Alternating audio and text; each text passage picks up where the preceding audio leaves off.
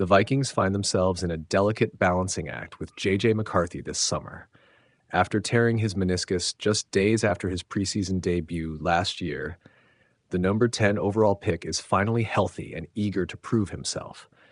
But head coach Kevin O'Connell must decide how much live preseason action to give a young quarterback coming off season-ending knee surgery.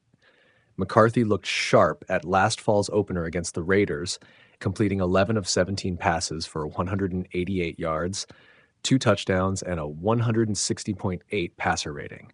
That performance only heightened expectations until the injury cut his rookie season short.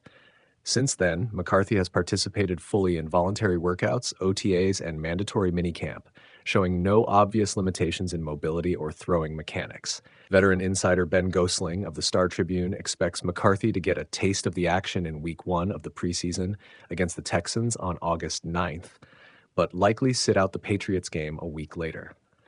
A cameo in the finale versus Tennessee on August 22nd also wouldn't surprise observers. Vet starters commonly play 1 or 2 exhibitions before hitting the regular season. Even limited reps could stir debate. Fans eager to see McCarthy in live game scenarios may bristle if he's held out entirely, while conservative management of his surgically repaired knee draws support from players and medical staff.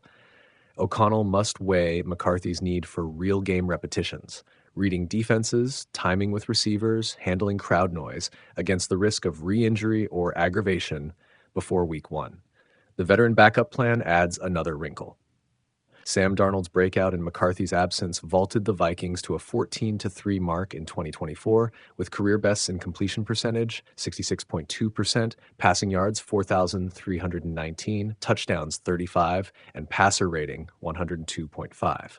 Darnold has since signed with Seattle, leaving McCarthy as the undisputed franchise QB, but the memory of how well Darnold performed in real games only raises the stakes for McCarthy to be ready. McCarthy's supporting cast is ideally shaped for success.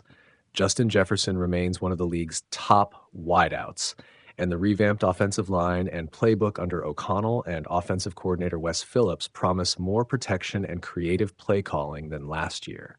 Still, nothing replicates live game pressure, and McCarthy's development hinges on striking the right balance.